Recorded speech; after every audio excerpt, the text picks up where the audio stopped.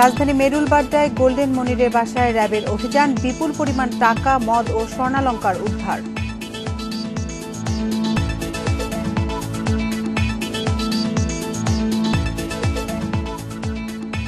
রাজধানীর পোস্তায় খাস জমি দখলের অভিযোগে হাজী সেলিমের বিরুদ্ধে গেটে তালা দিয়েছে তার অনুসারীরা।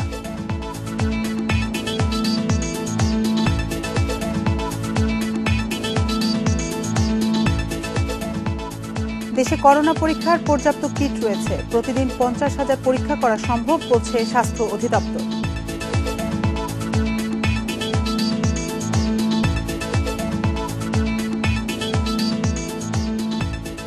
করোনাকালে আয় বাড়লেও দাবি মেটাচ্ছে না বীমা কোম্পানিগুলো, নিয়ন্ত্রকের দুর্বলতাকে দুষলেন বিশেষজ্ঞরা।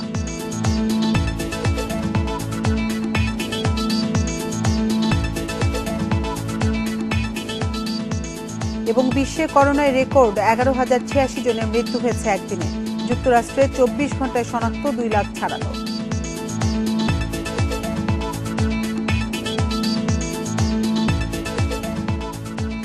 স্বাগত 1 ঘন্টা বিরতিহীন ইন্ডিপেন্ডেন্ট সংবাদে। আপনাদের সাথে আছে আমি আতিফ আঞ্জুমান। শিরোনাম শুনছিলেন, চলে যাচ্ছে পুরো খবরে। রাজধানী মেরুলবাড্ডায় গাড়ি ব্যবসায়ী গোল্ডেন মনিরের বাসায় অভিযান চালাচ্ছে র্যাব। শুক্রবার রাত 10টা থেকে শুরু হয় এই অভিযান। র্যাবের নির্বাহী ম্যাজিস্ট্রেট পলাশ কুমার বসুর নেতৃত্বে এই অভিযান চালানো হচ্ছে। র্যাব জানায়, অবৈধ সম্পদ অর্জনের অভিযোগে গোল্ডেন মনিরের বাড়িতে এই অভিযান চালানো হয়। 6তলা ভবনের একটি ফ্লোর থেকে বিপুল পরিমাণ টাকা, ডলার, মদ ও স্বর্ণালংকার উদ্ধার করা হয়েছে। এখন ভবনের প্রতিটি ফ্লোরে চলছে অভিযান। এছাড়াও রাতে ভাটারায় গোল্ডেন মনিরের গাড়ির শোরুম ও অটো কার সিলেকশনেও চালানো হয় অভিযান। গাড়ির শোরুমে বৈধ কাগজপত্র ছাড়া বেশ কয়েকটি গাড়ি পাওয়া গেছে। এছাড়াও শুল্ক বিভাগ সহ বিভিন্ন সরকারি দপ্তরের কর্মকর্তাদের সিল উদ্ধার করা হয়েছে। র্যাব জানায়, 2 জন সংসদ সদস্যদের নামে আনা শুল্কমুক্ত 2টি গাড়িও গোল্ডেন মনির ব্যবহার করছেন বলে অভিযোগ পাওয়া গেছে। এছাড়া তার বিরুদ্ধে স্বর্ণ চোরাচালানের অভিযোগ রয়েছে দীর্ঘদিনের। গোল্ডেন মনির একসময় বিএনপির রাজনীতির সাথে জড়িত ছিলেন। মহানগর বিএনপির সাবেক যুগ্ম আহ্বায়ক ও ওয়ার্ডের কমিশনার আব্দুল কাইয়ুমের সহযোগী ছিলেন golden Monir.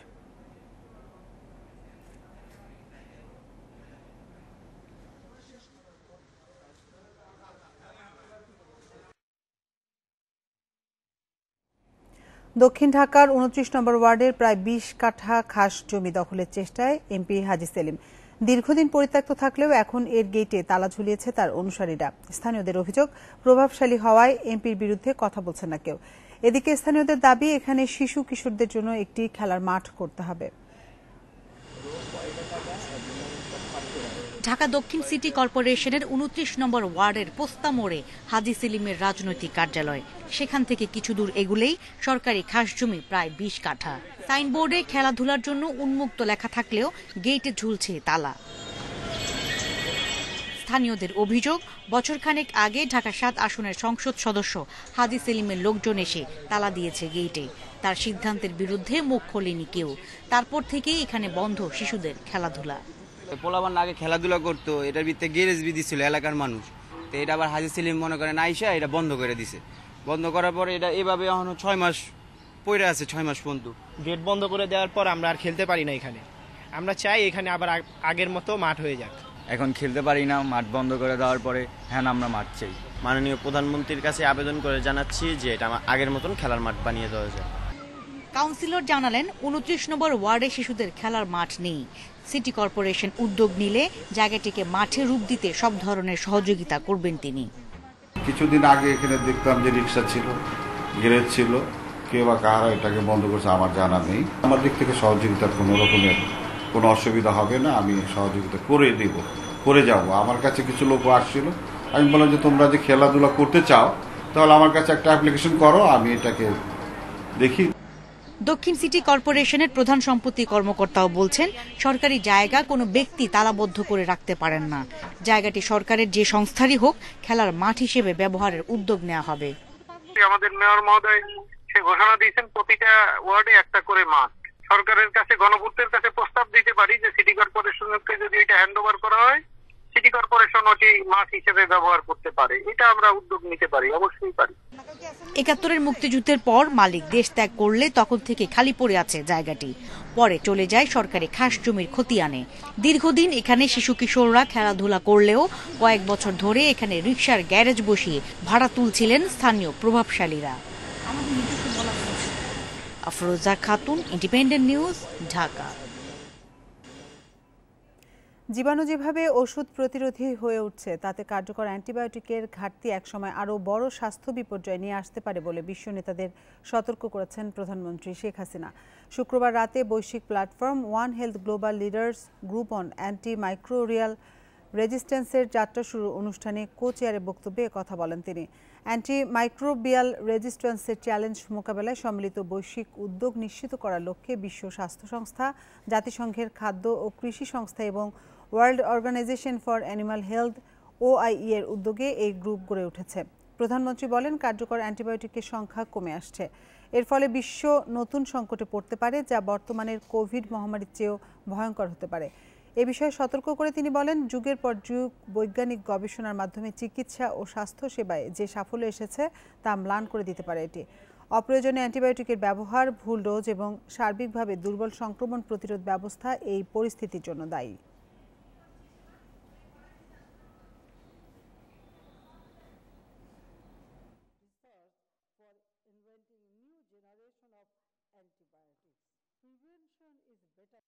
Affordable access to new antibiotics by all. সবার জন্য নতুন অ্যান্টিবায়োটিক নিশ্চিত করতে হবে, আর এই লক্ষ্য পূরণে বড় পরিসরের গবেষণায় আন্তর্জাতিক সম্প্রদায়কে বিনিয়োগ করতে হবে। মনে রাখতে হবে, প্রতিকারের চেয়ে প্রতিরোধ উত্তম। এই উদ্যোগ সফল করতে প্রচার, কারিগরি ও আর্থিক সহায়তা অব্যাহত রাখতে হবে। This course is contributing to the united global effort. দেশে করোনা পরীক্ষার পর্যাপ্ত কিট রয়েছে। স্বাস্থ্য অধিদপ্তর বলছে, যা দিয়ে প্রতিদিন 50,000 করোনা পরীক্ষা করা সম্ভব। খুব শিগগির দক্ষিণ কোরিয়া থেকে আমদানি করা হবে আরও কিট। স্বাস্থ্য বিশেষজ্ঞরা বলছেন, স্বাস্থ্যবিধি না মানার কারণেই শীতের শুরুতে সংক্রমণ বাড়ছে। পরীক্ষা বাড়ানো গেলে বেশি শনাক্ত করা সম্ভব হবে।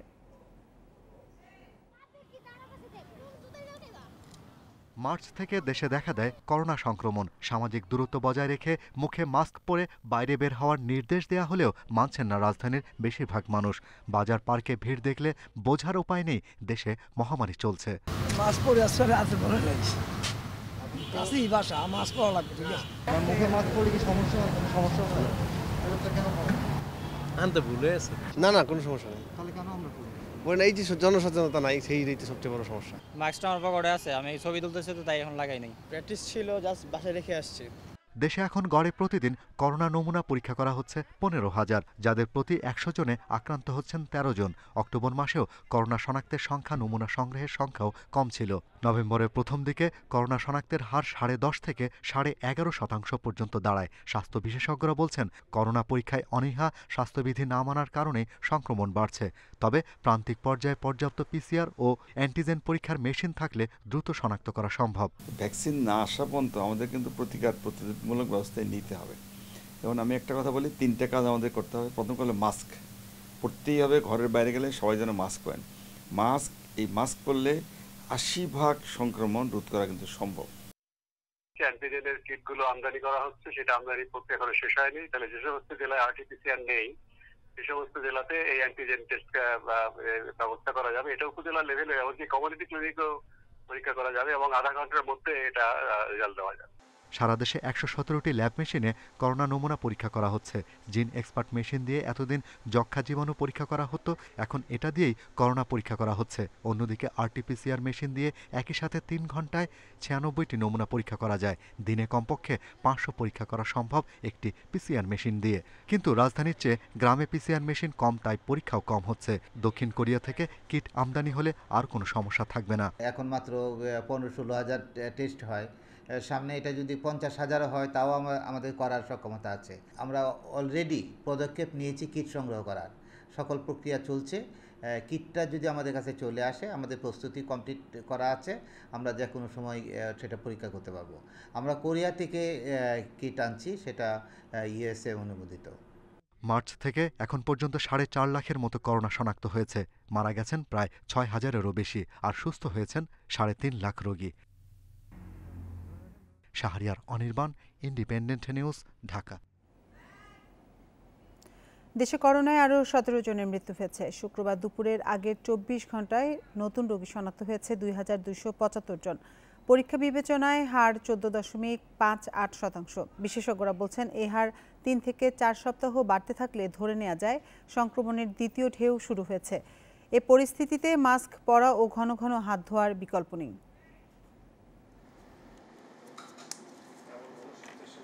গত 24 ঘন্টায় 117টি পরীক্ষাগারে 15,607টি নমুনা পরীক্ষা হয়েছে, যার মধ্যে করোনা শনাক্ত হয়েছে 2,275 জনের। এ নিয়ে দেশে মোট করোনা আক্রান্তের সংখ্যা দাঁড়ালো 4,43,434 জন।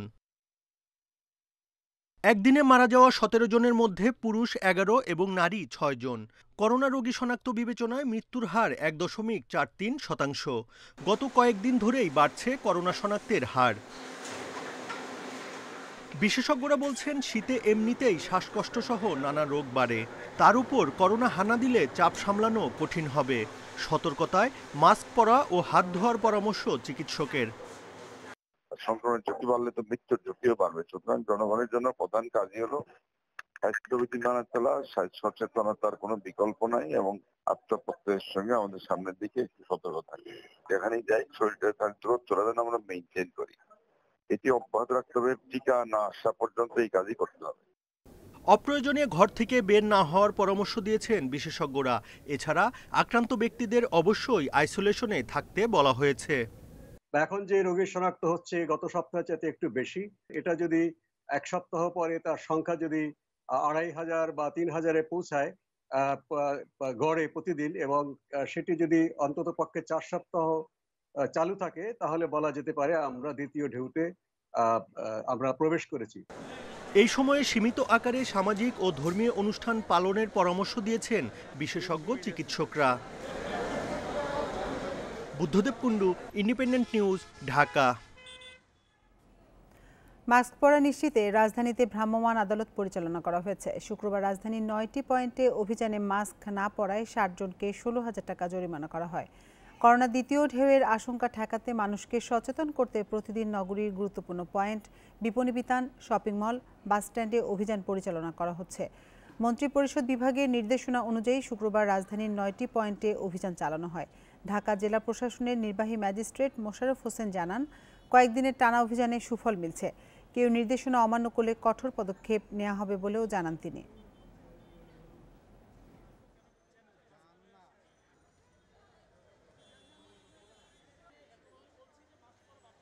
সচেতনতা বৃদ্ধি পাচ্ছে, মানুষজন মাস্ক পরিধান করছে।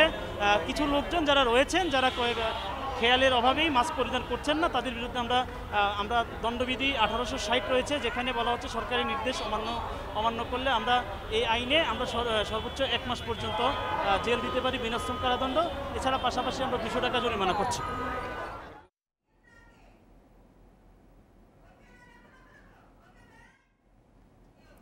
আজ সশস্ত্র বাহিনী দিবস। দেশের সব সেনানিবাস, নৌঘাঁটি ও স্থাপনা এবং বিমান বাহিনীর ঘাঁটিতে ভোরে বিশেষ মোনাজাতের মধ্য দিয়ে শুরু হয় বিশেষ কর্মসূচি। দিনটি উপলক্ষে আলাদা বাণী দিয়েছেন রাষ্ট্রপতি ও প্রধানমন্ত্রী। এ উপলক্ষে সন্ধ্যা 7:30টায় বাংলাদেশ টেলিভিশন সহ বেসরকারি টেলিভিশন এবং রেডিওতে একযোগে প্রচার করা হবে প্রধানমন্ত্রীর ভাষণ। এর আগে সকালে স্বাধীনতা যুদ্ধে আত্মত্যাগকারী সশস্ত্র বাহিনীর সদস্যদের শ্রদ্ধা জানিয়ে রাষ্ট্রপতি ও প্রধানমন্ত্রীর পক্ষ থেকে তাদের সামরিক সচিবেরা ঢাকা সেনানিবাসের শিখা অনির্বাণে পুষ্পস্তবক অর্পণ করেন। এরপর সেনাবাহিনী প্রধান জেনারেল আজিজ আহমেদ, নৌবাহিনী প্রধান অ্যাডমিরাল মোহাম্মদ শাহিন ইকবাল এবং বিমান বাহিনীর প্রধান Air Chief Marshal Masihuzzaman Serniabat শিখা অনির্বাণে পুষ্পস্তবক অর্পণ করেন। এরপর তারা বঙ্গভবনের রাষ্ট্রপতি এবং গণভবনের প্রধানমন্ত্রীর সঙ্গে সৌজন্য সাক্ষাৎ করবেন। করোনা পরিস্থিতির কারণে কিছু আনুষ্ঠানিকতা এবার সীমিত করা হয়েছে।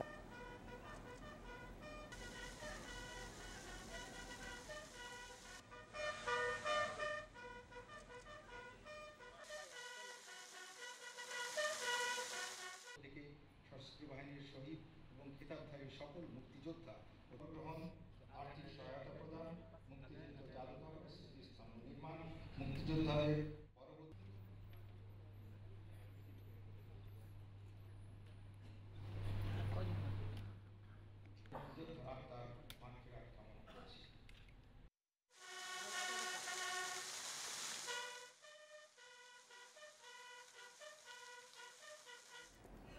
সিনিয়র সহকারী পুলিশ সুপার আনিসুল করিম শিপন হত্যা মামলায় রাজধানীর মাইন্ড এইড হাসপাতালের পরিচালক ফাতেমা খাতুন ও জাতীয় মানসিক স্বাস্থ্য ইনস্টিটিউট এবং হাসপাতালের রেজিস্ট্রার আব্দুল আল মামুনকে কারাগারে পাঠানোর আদেশ দিয়েছে আদালত।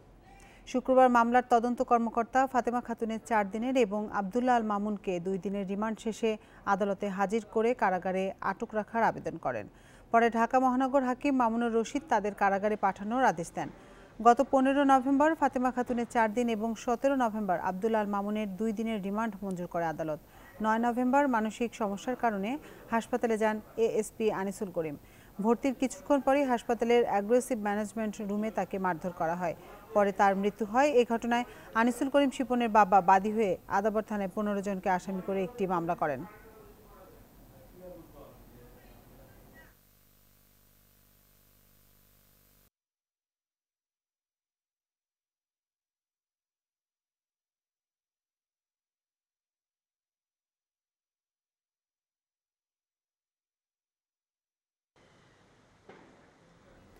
রাজধানীর নয়াপল্টনে বাসে আগুনের ঘটনায় মাস্টারমাইন্ড সহ 4 জনকে শনাক্ত করেছেন গোয়েন্দারা। শুক্রবার রাতে মহানগর ডিবি পুলিশের এক ব্রিফিংয়ে এ তথ্য জানান ডিবির উপকমিশনার মোহাম্মদ আসাদুজ্জামান। বাসে আগুনের ঘটনায় আশপাশের এলাকা থেকে পাওয়া সিসিটিভি ফুটেজ দেখে অগ্নিসংযোগকারী 4 জনকে শনাক্ত করা গেছে বলে জানানো হয়েছে। এই 4 জনের মধ্যে 2 জন প্রত্যক্ষভাবে অগ্নিকাণ্ডে অংশ নেয়। তাদের পরিচয় নিশ্চিত হওয়া গেছে। অভিযান চালিয়ে শিগগিরই তাদের আইনের আওতায় আনা হবে বলে জানিয়েছে পুলিশ। তবে তাদের নাম জানানো হয়নি। 2 নভেম্বর দুপুর 12টা থেকে বিকেল 4:30টার মধ্যে নয়াপল্টন গুলিস্তান আজিজ সুপারমার্কেটের সামনে, সচিবালয়ের উত্তর পাশে পুরান ঢাকার নয়াবাজারে, পল্টন, মতিঝিল ও ভাটারায় বাসে আগুন দেয় দুর্বৃত্তরা।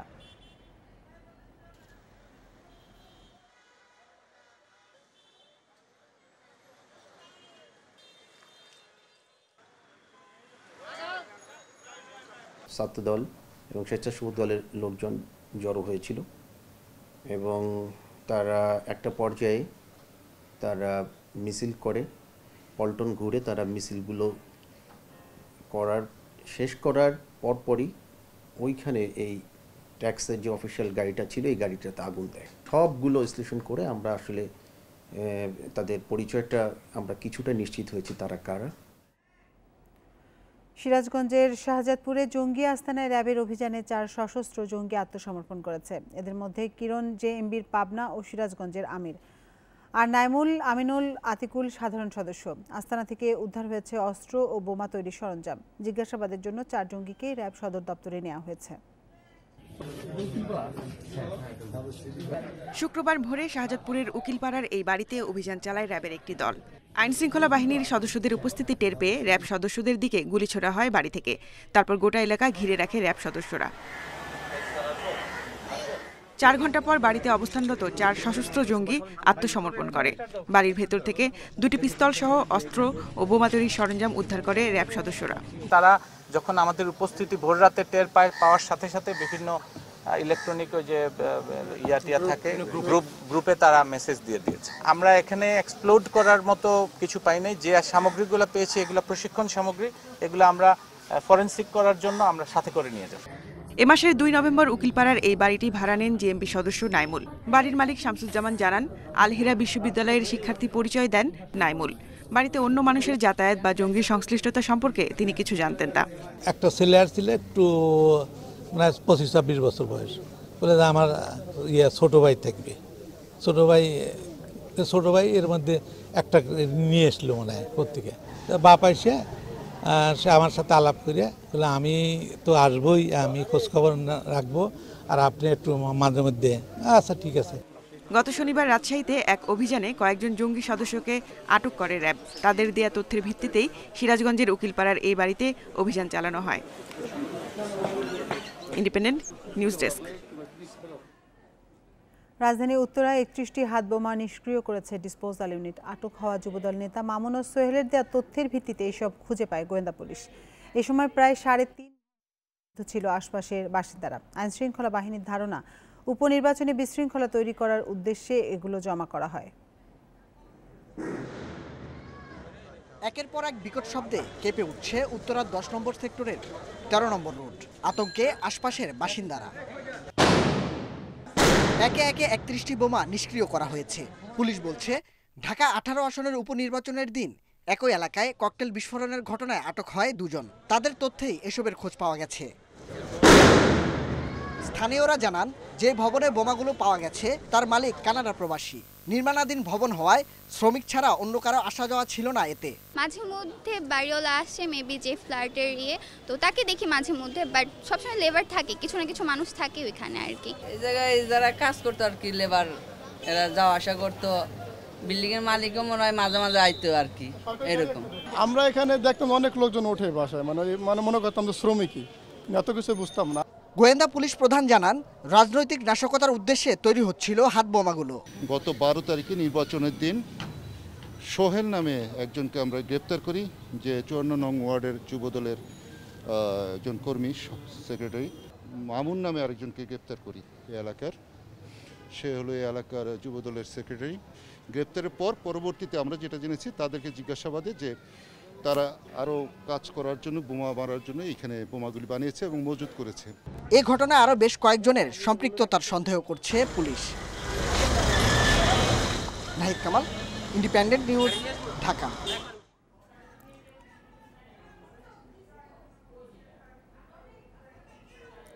করোনায় বীমা প্রতিষ্ঠানগুলোর আয় বাড়া সত্ত্বেও দাবি আদায়ে ভোগান্তির অভিযোগ করছেন অনেক গ্রাহক। বছরের দ্বিতীয় প্রান্তিকে দাবি পরিশোধের হার প্রথম প্রান্তিকের চেয়ে কমেছে 23%।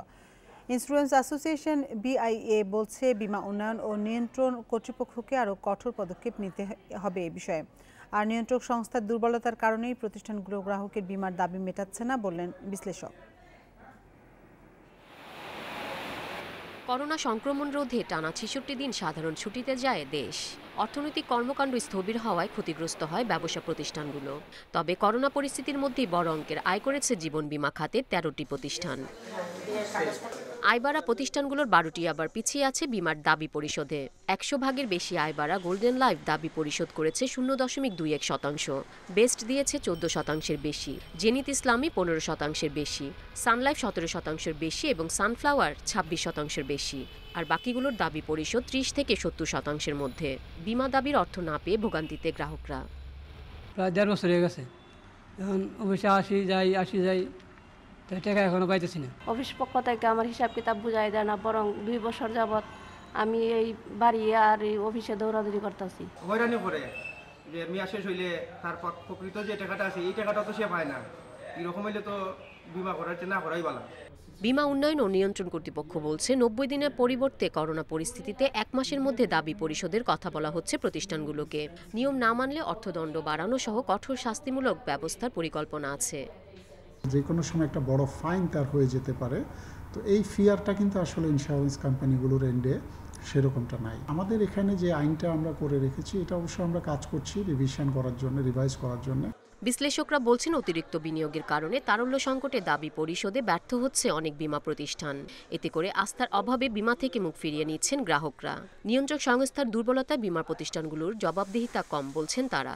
যে যার মতো করে বিনিয়োগ করছে, বিনিয়োগের নীতিমালাও সেইভাবে মানছে না। যারা নিয়ন্ত্রক সংস্থা তাদের দুর্বলতা প্রকট।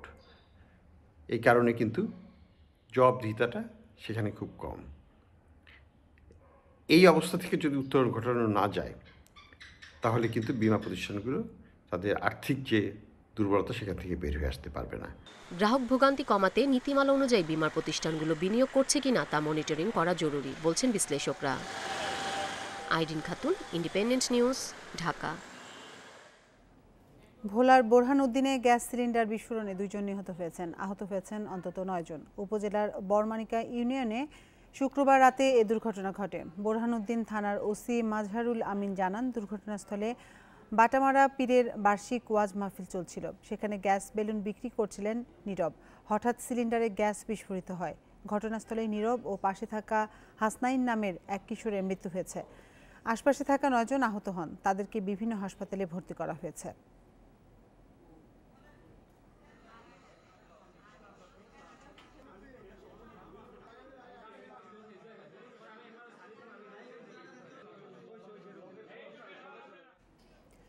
বিচারের বাণী নিভৃতে কাঁদে, এ কথাটি ধ্রুব সত্য, সত্তরর্ধ জিল হোসেনের জীবনে। বাংলাদেশ কৃষি বিশ্ববিদ্যালয়ের ছাত্র জিল হোসেন 1975 সাল থেকে লড়েছেন স্নাতক সনদের জন্য। 22 বছর পর হাতে পান সেই সনদ। আর দীর্ঘ 12 বছর ধরে 2 কোটি টাকা ক্ষতিপূরণের দাবিতে চালিয়ে যাচ্ছেন আইনি লড়াই। 70-এর দশকে ময়মনসিংহের বাংলাদেশ কৃষি বিশ্ববিদ্যালয়ের ছাত্র জিল হোসেন 8-10টা ছাত্রের মতোই স্নাতক পরীক্ষায় বসেন 1973 সালে। তবে বিধিবাম নম্বরের ভগ্নাংশ যোগ না করেই দেয়া হয় ফল। এতে অকৃতকার্য হন তিনি। পরের বছর আবার পরীক্ষায় বসলে করা হয় বহিষ্কার। এর পরপরই সনদের জন্য আইনি লড়াইয়ে নামেন জিল হোসেন। বিশ্ববিদ্যালয়ের একাডেমিক কাউন্সিল, বিচারিক আদালত, সবশেষে হাইকোর্ট, একের পর এক জেতেন আইনি লড়াইয়ে। বহু গড়িমসির পর 1997 সালের অক্টোবরে যখন তাকে সনদ দেয় বিশ্ববিদ্যালয় কর্তৃপক্ষ, তখন তার বয়স 47, পার হয়েছে সরকারি চাকরির বয়স। আমি পাস করছি, আমাকে নাম্বার ঠিকভাবে 30 দিনের দেওয়ার জন্য বলে দিলেন, চূড়ান্তভাবে নিষ্পত্তি হয় নাই। আর এ দুর্ভোগে 2 কোটি টাকা ক্ষতিপূরণ চেয়ে 2000 সালের অক্টোবরে আবারও আদালতে আসেন তিনি। 2008 সালে তার পক্ষে রায় দেয় বিচারিক আদালত। তবে পরের বছরই এর বিরুদ্ধে হাইকোর্টে আপিল করে কৃষি বিশ্ববিদ্যালয় কর্তৃপক্ষ। দীর্ঘ 12 বছরেও হয়নি সে আপিলের শুনানি। 2008 থেকে 2020 সাল প্রায় 12 বছর শেষ হয়ে গেল, কিন্তু এখনো আপিলে নিষ্পত্তি হচ্ছে না। দীর্ঘদিন মামলার লড়ে এখন প্রায় নিঃস্ব জিল হোসেনের পরিবার। আইনি সহায়তা চেয়ে আবেদন করে সুপ্রিম কোর্ট লিগ্যাল এইড কার্যালয়ে। 2018 সাল থেকে তাকে সহায়তা দিচ্ছেন আইনজীবী চঞ্চল কুমার বিশ্বাস। তিনি বলছেন, এ ধরনের আপিলে আপিলকারীর আইনজীবী না থাকলে শুনানি হয় না। নানা অজুহাতে সময় ক্ষেপণ করছে আপিলকারী। তো আপিল্যান্ট দীর্ঘদিন পর্যন্ত এই মামলা শুনানির কোনো পদক্ষেপ নেয় না। রেসপন্ডেন্ট বারবার কোর্টে আসে। ইউনিভার্সিটির যে তাদের যে নিয়োগপ্রাপ্ত আইনজীবী, তারা বিভিন্ন অজুহাতে সিনিয়রের কথা বলে বিভিন্ন অজুহাতে তারা টাইম নিচ্ছিল। এ ঘটনাকে দুঃখজনক বলছেন অ্যাটর্নি জেনারেল AM আমিনুদ্দিন। আমাদের সিভিল মামলা একটু দেরি হয় সবসময়, কিন্তু ওনারটা যেহেতু স্পেশাল উনি বললে হয়তো করতে পারতেন। তো এই জন্য শুধুমাত্র যে এক পক্ষের দোষ তা বলা যাবে না, দুই পক্ষই হয়তো করতে পারেন নাই ওইভাবে। 1973 থেকে 2020 সাল, দীর্ঘ 47 বছরেও আইনি লড়াই শেষ হয়নি সত্তরোর্ধ্ব জিল হোসেনের। মৃত্যুর আগে অন্তত মামলার শেষ দেখে যেতে চান সিরাজগঞ্জের চিলগাছার এই বাসিন্দা। জান্নাতুল ফেরদাউস তানভি, ইন্ডিপেন্ডেন্ট নিউজ, ঢাকা। বরিশালের গৌর নদীতে যাত্রীবাহী বাসে একটি ড্রাম থেকে নারীর মরদেহ উদ্ধার করা হয়েছে। গত রাত 11টার দিকে উপজেলার ভুরঘাটা বাসস্ট্যান্ড থেকে মরদেহটি উদ্ধার করা হয়। পুলিশ জানিয়েছে, গতরাতে আরশি বাস পরিবহনের একটি বাস বরিশালের কেন্দ্রীয় নথুল্লাবাদ বাস টার্মিনাল থেকে ভুরঘাটার উদ্দেশ্যে ছেড়ে যায়। নগরীর গড়িয়ারপাড় এলাকায় পৌঁছালে কাচের জিনিস আছে বলে একটি ড্রাম বাসে তুলে দেন এক ব্যক্তি। বাসটি ভুরঘাটা পৌঁছানোর পর ড্রামটি খুলে মরদেহ দেখতে পান হেলপার। এ ঘটনায় জিজ্ঞাসাবাদের জন্য বাসের চালক ও হেলপারকে আটক করা হয়েছে।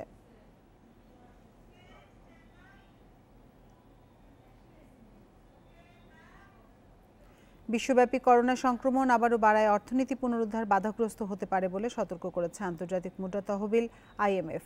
পরিস্থিতি সামাল দিতে দেশগুলোকে প্রণোদনা সহ বিভিন্ন আর্থিক সহায়তা কার্যক্রম চালিয়ে যাওয়ার পরামর্শ দিলেন সংস্থাটির ব্যবস্থাপনা পরিচালক ক্রিস্টালিনা জর্জিয়েভা। করোনায় ক্ষতিগ্রস্ত অর্থনীতি পুনরুদ্ধারে পুরো বিশ্বজুড়ে চলছে নানা উদ্যোগ আর পরিকল্পনা, কিন্তু এরই মাঝে আবার বাড়তে শুরু করেছে সংক্রমণ ও মৃত্যু। প্রতিদিন 6 লাখ মানুষ নতুন আক্রান্ত আর 10,000-এর মতো প্রাণহানির ঘটনায় আবারও লকডাউন শুরু করেছে কয়েকটি দেশ। বৃহস্পতিবার আন্তর্জাতিক মুদ্রা তহবিল IMF-এর ব্যবস্থাপনা পরিচালক ক্রিস্টালিনা জর্জিয়েভা অফিসিয়াল ব্লগে লিখেন, ভ্যাকসিন আবিষ্কারে পরিস্থিতি স্বাভাবিক হওয়ার আশা জাগলেও করোনা সংক্রমণ বাড়ায় বিশ্বব্যাপী অর্থনৈতিক পুনরুদ্ধার গতি হারাতে পারে।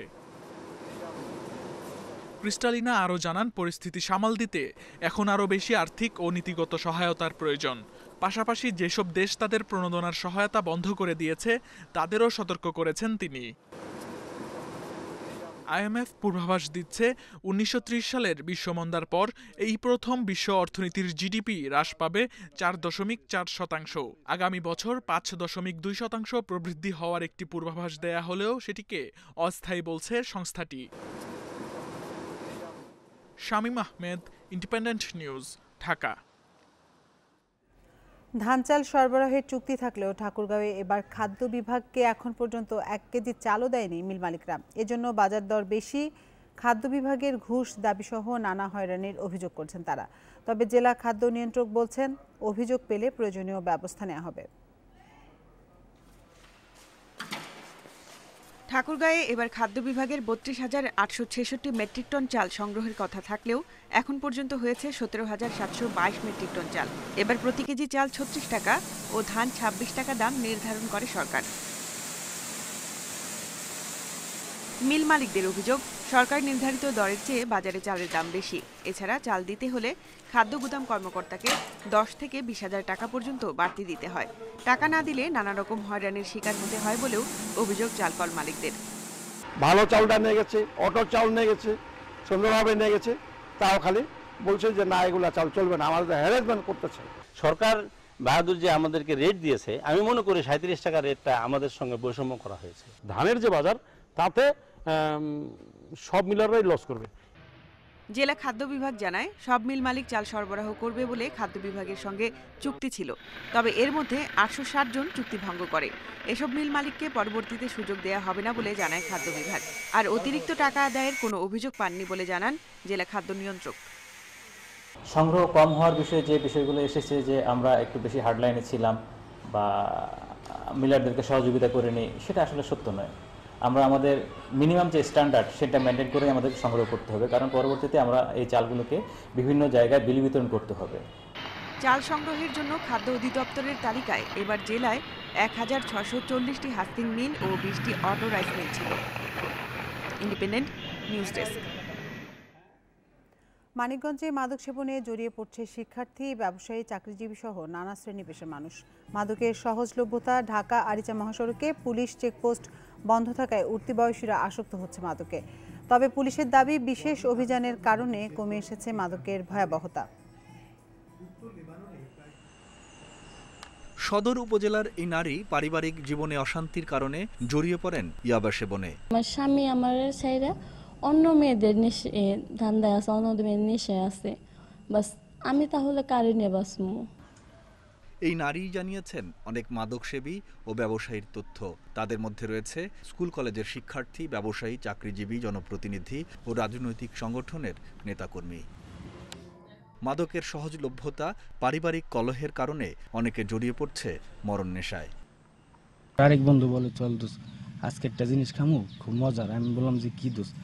কয় দোষ চল আগে যাই খাই দেখি, পর দেখি আসলে কি আর কি হিরোইন। মাদক পুনর্বাসন কেন্দ্রের কর্মকর্তারা জানান, উচ্চ থেকে নিম্নবিত্ত সব পরিবারের সন্তান চিকিৎসা নিতে আসে। যারা স্কুল কলেজে পড়াশোনা করে তারা, আর হলো নিম্ন শ্রেণীর যারা আছে, যেমন তারা আমার খেটে খাওয়া মানুষ, এই ধরনের লোকজন আমাদের এই রিহ্যাব সেন্টারগুলো বেশি আসতেছে। মাদক রোধে শিক্ষা প্রতিষ্ঠান এবং পরিবার থেকেই বাড়াতে হবে সচেতনতা। পাশাপাশি ঢাকা আরিচা মহাসড়কের টহল জোরদারের দাবি সচেতন নাগরিকদের। আমাদের স্কুল কলেজে আমাদের এ বিষয়ে আমাদের ছাত্রছাত্রীদের তাদের ধারণা দিতে হবে, এটার কুফল সম্পর্কে তাদের ধারণা দিতে হবে। এর থেকে উত্তরণ করতে হলে আমাদের একটা মোট কথা আমাদের একটা যৌথ উদ্যোগ নিতে হবে। তবে পুলিশের দাবি, মাদক বিরোধী অভিযানের পাশাপাশি চলছে সচেতনতা কর্মসূচি। যারা মাদক ব্যবসায়ী, মূলত তাদেরকে আমরা টার্গেট করে অভিযান চালাচ্ছি, যাতে মাদক ব্যবসায়ীরা মানিকগঞ্জে কোনো অবস্থান করতে না পারে। পাশাপাশি আমাদের মাদক নির্মূলের জন্য যে পদক্ষেপটি আমরা নিয়েছি, সেটা হচ্ছে জনগণকে সচেতন করা।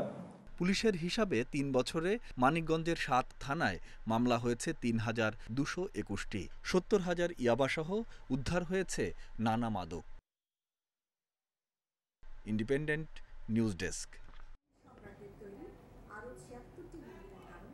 সুনামগঞ্জের জাদুকাটা নদীতে পাহাড়ি ঢলে ভেসে আসা কয়লা কুড়িয়ে জীবিকা নির্বাহ করছেন প্রায় ৩০,০০০ শ্রমিক।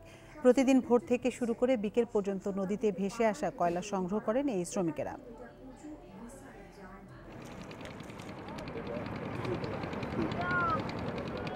একদিকে করোনার প্রভাব, অন্যদিকে প্রশাসনের নিষেধাজ্ঞা থাকায় নদী থেকে বালি পাথর উত্তোলন বন্ধ। বেকার হয়ে পড়ে সুনামগঞ্জের জাদুকাটা নদী তীরের ৩০ থেকে ৩৫টি গ্রামের প্রায় ৩০,০০০ শ্রমিক। এমন পরিস্থিতিতে প্রশাসনের নির্দেশে পাহাড়ি ঢলে ভেসে আসা কয়লা কুড়িয়ে হাজার হাজার শ্রমিক সংসার চালাচ্ছেন। প্রতিদিন নদীর তলদেশের বালু থেকে কয়লা আলাদা করে তুলে ব্যবসায়ীদের কাছে বিক্রি করেন তারা। একজন শ্রমিক প্রতিদিন 3 থেকে 4 বস্তা কয়লা সংগ্রহ করতে পারেন, বর্তমানে যার বাজার মূল্য 1 থেকে 1,500 টাকা। এই বালু চলতো, ভাতর চলতো, আমরা ভালোভাবে কাজ করতে পারতাম। এখন তো এই বালু চলে না, ভাতরও চলে না। এখন ফাইনি ইন্ডিয়ার থেকে কয়লা আনছে, এই কয়লাগুলো তুলিয়া বিক্রি করে এখন একমতো চলতেছি। নদীর মধ্যে আমরা দিলা কয়লা ময়লা ধুইতাছি, ধুয়ে আমরা পোলা বাচ্চা নিয়ে আনতে নিয়ে খাওয়াই আমরা বাঁচাইতাছি। 300-250 এমন রুজিও নিয়ে আমরা চলি। কাল্লা দইছি, কাল্লা বয়ে রয়েছে, আজও দইতাছি। জেলা প্রশাসক জানান, শ্রমিকদের মানবতর জীবনযাপনের কথা চিন্তা করে কয়লা উত্তোলনের সুযোগ দেওয়া হয়েছে। তবে কেউ যাতে সিন্ডিকেট করতে না পারে সেদিকেও নজর রয়েছে। পাহাড়ি ঢলের ফলে ভেসে আসা কয়লাগুলো স্থানীয়ভাবে জাদুঘাটা নদীতে বালির সাথে মিশ্রিত হয়ে আছে এবং স্থানীয় কর্মজীবী পরিবার সেগুলো হাত দ্বারা সেগুলো সেকে তুলে তারা জীবিকা নির্বাহ করছে এবং এক্ষেত্রে তাদেরকে আইনগতভাবে সকল প্রকার সহায়তা প্রদান করা হচ্ছে। জাদুকাটা নদীর বারিকটিলা এলাকা থেকে ঢালারপাড় পর্যন্ত 3 কিলোমিটার এলাকা থেকে কয়লা সংগ্রহ করেন শ্রমিকরা। Independent News desk. বিশ্বে করোনায় একদিনে সর্বোচ্চ মৃত্যুর রেকর্ড হয়েছে। প্রাণহানি প্রায় 11,100 মানুষের। নতুন রোগী শনাক্ত হয়েছে 6.5 লাখের বেশি। এ নিয়ে বিশ্বের মোট মৃতের সংখ্যা 13,76,000 ছাড়িয়েছে। মোট আক্রান্তের সংখ্যা 5,78 লাখের বেশি। যুক্তরাষ্ট্র আবারও একদিনে সর্বোচ্চ রোগী শনাক্তের রেকর্ড হয়েছে। দেশটিতে 24 ঘন্টায় সংক্রমিত হয়েছে প্রায় 2 লাখ মানুষ। এ নিয়ে সেখানকার মোট আক্রান্তের সংখ্যা 1,22,00,000। নতুন 1900-র বেশি মৃত্যু নিয়ে দেশটির মোট প্রাণহানি 2,60,000 ছাড়িয়েছে। এদিকে ইউরোপে ভয়াবহ হারে বাড়ছে সংক্রমণ ও মৃত্যু। যুক্তরাষ্ট্রের পর সবচেয়ে বেশি প্রাণহানি ইটালিতে, প্রাণ গেছে 700 মানুষের। নতুন রোগী শনাক্ত হয়েছে 37,000-এর বেশি। ইটালির পর ফ্রান্সে 634 জনের প্রাণহানি হয়েছে। 24 ঘন্টায় দেশটিতে ভাইরাস মিলেছে প্রায় 23,000 মানুষের দেহে। এদিকে মেক্সিকোতে মৃতের সংখ্যা 1 লাখ ছাড়িয়েছে। এছাড়াও ভারতে নতুন করে প্রাণ গেছে 562 জন মানুষের। এ পর্যন্ত দেশটিতে মৃত্যু হয়েছে 1,32,000-এর বেশি। নতুন রোগী শনাক্ত 46,000-এর বেশি।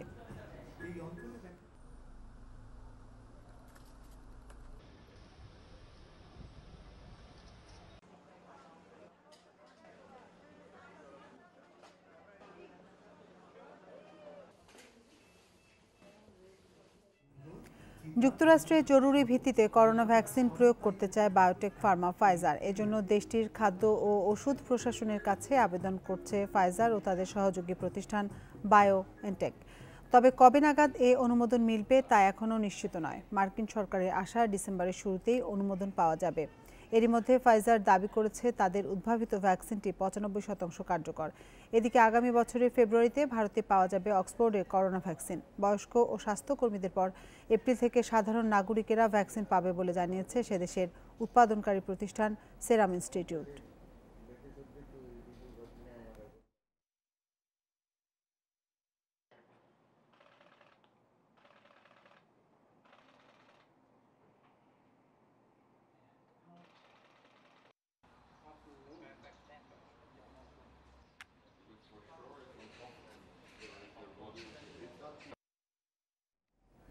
পরাজয় না মেনে জাতিকে ভয়াবহ বার্তা দিচ্ছেন মার্কিন প্রেসিডেন্ট ডোনাল্ড ট্রাম্প। তার এমন আচরণ গণতন্ত্রের জন্য হুমকি বলে মন্তব্য করেছেন নবনির্বাচিত প্রেসিডেন্ট জো বাইডেন। করোনা ইস্যুতে ডেমোক্র্যাট ও রিপাবলিকান গভর্নরদের সাথে ভার্চুয়াল কনফারেন্সে বাইডেন বলেন, ট্রাম্প যা করছেন তা কেবল দেশেই নয়, গোটা বিশ্বে নেতিবাচক বার্তা দিচ্ছে। এতে তিনি নিজেই নিজেকে দায়িত্বজ্ঞানহীন হিসেবে উপস্থাপন করছেন বলেও সমালোচনা করেন বাইডেন। এর আগে ভোট কারচুপির অভিযোগ আনা ট্রাম্প শিবিরের শেষ মামলাও আদালতে খারিজ হয়ে যায়। এদিকে রিপাবলিকান ঘাঁটিতে নিজের অবস্থান ফিরে পেতে মরিয়া ডোনাল্ড ট্রাম্প। শুক্রবার মিশিগানের আইন প্রণেতাদের সঙ্গে আলোচনায় বসার কথা রয়েছে মার্কিন প্রেসিডেন্টের। তবে ভোট জালিয়াতির অভিযোগ প্রমাণ করতে না পারায় খুব বেশি সুবিধা করার সুযোগ নেই ট্রাম্পের। এদিকে জর্জিয়ায় ভোট পুনঃগণনার ফলেও জিতেছেন Joe Biden. Anything in, but at the moment the strategy is not changing. করোনার মতো মহামারীতে বিচ্ছিন্ন দ্বীপ হয়ে উঠতে পারে বসবাসের সবচেয়ে নিরাপদ। এমনই এক ঘটনার সাক্ষী হলেন 4 স্বেচ্ছাসেবী। গবেষণার কাজে গিয়ে তারা 8 মাস আটকে ছিলেন হাওয়াই দ্বীপপুঞ্জের একটি সংরক্ষিত অঞ্চলে। ফেব্রুয়ারিতে গবেষণার কাজে বিশ্বের অন্যতম দুর্গম দ্বীপ কুরিয়াটেলে যান 4 স্বেচ্ছাসেবী। তারা তখনও জানতেন না হাওয়াই দ্বীপপুঞ্জের উত্তর পশ্চিমের অঞ্চলটিতে থাকতে হবে লম্বা সময়। দ্বীপের প্রাণবৈচিত্র্য নিয়ে তারা যখন গবেষণা করছেন, বিশ্ব তখন করোনা মহামারীতে আক্রান্ত। নিউজিল্যান্ডের স্বেচ্ছাসেবক চার্লি থমাস যখন এই যাত্রায় যোগ দেন, করোনার প্রকোপ তখন শুরুর দিকে। দ্বীপে পৌঁছানোর কিছুদিনের মধ্যে বন্ধ হয়ে যায় সব ধরনের যোগাযোগ ব্যবস্থা। পৃথিবী যে আক্রান্ত হয়েছে ইন্টারনেটে সে খবর পেতাম, পরে ভয় পেতাম। নিজেরা নিরাপদে থাকলেও আতঙ্ক কাজ করত সবসময়। টেলিভিশন নেই, ছিল না সামাজিক মাধ্যম ব্যবহারের সুযোগ। দুর্বল ইন্টারনেটের কারণে শুধু খুদে বার্তা আদান প্রদান সম্ভব। মাঝে মধ্যে কাজ করত ইমেল। আমার বোনের কাছ থেকে একদিন একটা মেল পাই। ও জানায় মহামারীতে আক্রান্ত হয়েছে গোটা বিশ্ব। আক্রান্ত 80,000 ছাড়িয়েছে। আমি ভাবলাম মাত্র 80,000। ও জানায় এটা শুধু যুক্তরাষ্ট্রেই। সতর্ক করে সংক্রমণ দ্রুত বাড়ছে। দ্বীপের প্রাকৃতিক সৌন্দর্যের শুরুর সময়টা ভালো কাটলেও সময়ের সঙ্গে বিষণ্ণতা ভর করে দলের সবার উপর। কোলাহল মুক্ত পরিবেশ হয়ে ওঠে একঘেয়ে। জুলাই পর্যন্ত ভালোই সময় কেটেছে, এরপর হাঁপিয়ে উঠি। শহরের বাসিন্দারা ঘর থেকে বের হতো না, ঘুরে ফিরে নিজেদের সঙ্গেই দেখা হতো। গত সপ্তাহে বিধিনিষেধ শিথিল হয়েছে হনুলুলুই। স্কুল বন্ধ থাকায় শিশুরা দল বেঁধে ঘুরে বেড়াচ্ছে শহরে। তাদের সঙ্গে যোগ দিয়ে নির্মল বাতাস নিচ্ছেন বুড়োরাও। সারওয়ার জামান, ইন্ডিপেন্ডেন্ট নিউজ। এবার করোনা আক্রান্ত জাতীয় ফুটবল দলের ম্যানেজার ও ফিজিও। 24 ঘন্টার ব্যবধানে দোহায় করোনা টেস্টে পজিটিভ তারা। আজ পুনরায় করা হবে টেস্ট। এদিকে প্রস্তুতি ম্যাচে কাতারের দ্বিতীয় সারির ক্লাবকে পাচ্ছেন জামাল ভূঁইয়ারা, নিশ্চিত করেছেন বাফুফের সাধারণ সম্পাদক আবু নাইম সোহাগ। কাতার যাওয়ার আগে ঢাকায় বঙ্গবন্ধু শেখ মুজিব মেডিকেল বিশ্ববিদ্যালয় হাসপাতালে করোনা টেস্ট করা হয়েছিল খেলোয়াড়, কোচ ও কর্মকর্তাদের। ডিফেন্ডার মঞ্জুরুর রহমান মানিক ছাড়া বাকি সবার রিপোর্ট নেগেটিভ এসেছিল। কাতার পৌঁছানোর পর বিমানবন্দরেই খেলোয়াড়, কোচ ও কর্মকর্তাদের আরেক দফা নমুনা নেওয়া হয়। সেখানে এসেছে দুঃসংবাদ। Unfortunately, two of the Bangladeshi staff have tested positive for COVID. দুর্ভাগ্যবশত কাতারে এসে দলীয় ম্যানেজার আমের খান ও physio Fuad Hasan corona positive হয়েছে।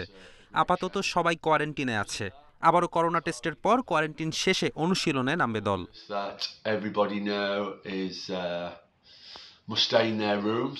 মাত্র 24 ঘন্টার ব্যবধানে এমন সংবাদ নিঃসন্দেহে প্রভাব ফেলবে খেলোয়াড়দের। তবে দলের সবাই মানসিকভাবে ভালো আছে বলে জানিয়েছেন অধিনায়ক জামাল ভূঁইয়া। নিয়ম অনুযায়ী 3 দিন হোটেলে কোয়ারেন্টিনে থাকতে হবে দলকে। অনুশীলনে যাওয়ার সুযোগ না থাকায় টিম হোটেলেই চলছে জিম সেশন। আমরা কাতার আসছি, সবাই ভালো আছে, সবাই সিঙ্গেল রুম পাইছে, কারণ আমরা 3 দিন হোম কোয়ারেন্টাইন করতেছি। But we are mentally fit and we are doing fitness work from the hotel because we cannot go out right now, unfortunately. But overall everybody is okay and everybody is safe. প্রস্তুতি ম্যাচের তারিখ চূড়ান্ত হলেও চূড়ান্ত হয়নি প্রতিপক্ষ। দুই federation কথাবার্তা চালিয়ে যাচ্ছে। তবে প্রথম সারির কাতার স্টার্স লিগ চালু থাকায় দ্বিতীয় সারির দলের সাথেই খেলতে হবে প্রস্তুতি ম্যাচ। তাদের যেহেতু লিগটা চলমান রয়েছে, অফকোর্স সেই লিগ শিডিউলের মধ্যে স্টার্স লিগের ক্লাবের সাথে আমাদের পক্ষে খেলাটা হয়তো একটু টাফ হয়ে যাবে। আমাদেরকে তারা 2-3টি অপশন দিবে, যে অপশনগুলোর মধ্যে আমরা আসলে চুজ করব যে কোন দলের সাথে আমরা খেলতে রাজি আছি। সো এটা আমরা আসলে আগামী 2-1 দিনের মধ্যে কনফার্ম করব। করোনা আক্রান্ত জেমিডে ও মঞ্জুরুর রহমান মানিকের পুনরায় কোভিড টেস্টের পর নেওয়া হবে পরবর্তী সিদ্ধান্ত। Kamrul Hasnat, independent news, Dhaka.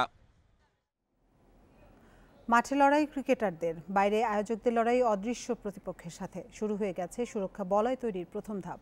শুক্রবার 5 দলের ক্রিকেটারদের কোভিড পরীক্ষার নমুনা সংগ্রহ করা হয়েছে। উত্তীর্ণরা পেয়ে যাবে সুরক্ষা বলয়ে প্রবেশের ছাড়পত্র। আজ থেকে আনুষ্ঠানিকভাবে শুরু দলগত অনুশীলন।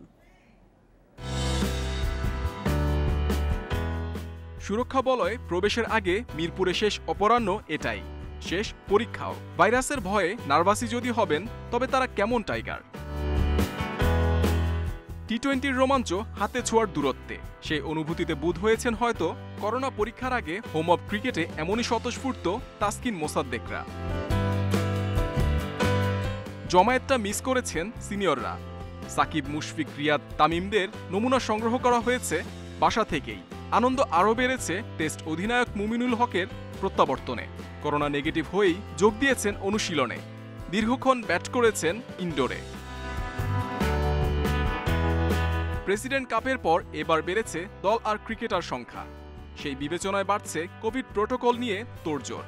3 ধাপে সুরক্ষা বলয় তৈরির প্রথম দিন নমুনা সংগ্রহ হয়েছে ক্রিকেটার ও ম্যাচ অফিসিয়ালদের। তালিকায় এর পরের 2 ধাপে থাকছেন ব্রডকাস্টার ও গ্রাউন্ডসম্যানরা। টুর্নামেন্ট চলাকালীন এই একাডেমি ভবনই ব্যবহৃত হবে আইসোলেশন সেন্টার হিসেবে। পরীক্ষায় উত্তীর্ণরা হোটেলে ওঠার পর আনুষ্ঠানিকভাবে শুরু হবে দলগত অনুশীলন। Mohammad Nazim, independent news.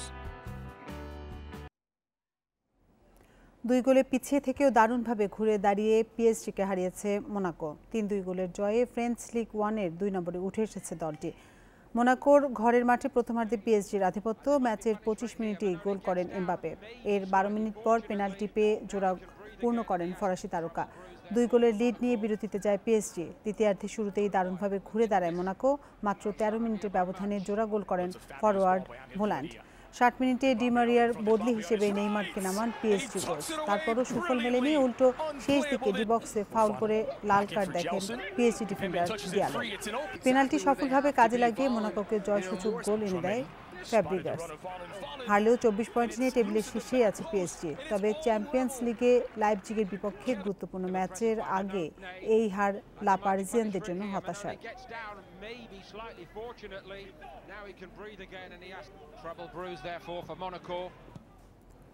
Presidents কাপে পেসারদের সামনে দাঁড়াতে পারেনি টপ অর্ডাররা। টি-20 কাপে তাই বাড়তি আগ্রহ উইকেট নিয়ে চলছে সেই আসরে ব্যর্থতার ময়নাতদন্ত। তবে শুরুতে সমর্থন পাওয়া না গেলেও ধীরে ধীরে সহজ হয়ে আসবে উইকেট, রান পাবে ব্যাটসম্যানরা, বলছেন সংশ্লিষ্টরা।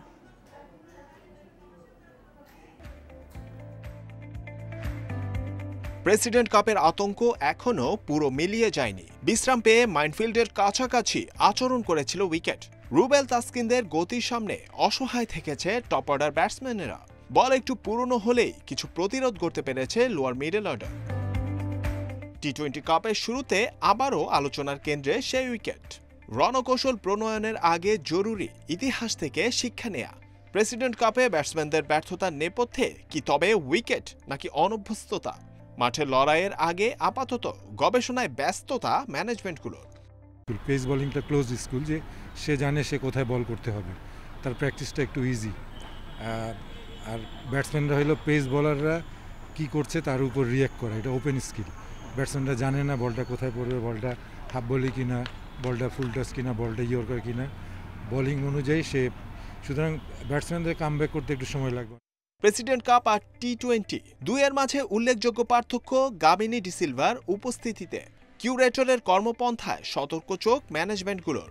সবশেষ আসরের অন্যতম সফল ব্যাটসম্যান ইরফান শুক্কুরও আশাবাদী, সময়ের সাথে সহজ হয়ে আসবে উইকেট। ব্যাটসম্যানদের জন্য চ্যালেঞ্জটা একটু বেশি থাকে, বিকজ আমরা জানি যে বলাররা কিন্তু ফিটনেসের কাজ করে, স্কিলের কাজ করার যে সুবিধাটা পায়, ব্যাটসম্যানদের সেন্টার উইকেট প্র্যাকটিসের সুবিধাটা না থাকলে কিন্তু সে জায়গায় একটা ঘাটতি থাকে, যেটা আমরা প্রেসিডেন্ট কাপে দেখেছি। শুরুতে একটু প্রেশার ফেস করবে, বাট আমি শিওর যে সময়ের সঙ্গে সঙ্গে সেটা তাড়াতাড়ি তারা রিকভারি করে উঠবে। আমি চেষ্টা করব হচ্ছে এই টুর্নামেন্টে ওই ফর্মটা কন্টিনিউ করার, আর যতটুকু 100% পারি টিমকে কন্ট্রিবিউট করার আর কি। প্রেসিডেন্ট কাপে গড়ে ইনিংস প্রতি 180 রান তুলেছিল দলগুলো। টি-20তে বিবেচনায় রাখতে হচ্ছে ঋতু পরিবর্তনের প্রভাব। বৃষ্টির উৎপাতের পর এ পর্বে অপেক্ষা শিশিরের জন্য। স্কিলের পাশাপাশি গুরুত্বপূর্ণ মাস্টার প্ল্যান, অনফিল্ড ডিসিশন আর রিফ্লেক্স। টি-20কে যারা বলেন শুধু শক্তির খেলা, পুনর্বিবেচনার জন্য তারা হয়তো পেয়ে যাবেন উপলক্ষ এই আসরে। জহিরুল ইসলাম, ইন্ডিপেন্ডেন্ট নিউজ, ঢাকা।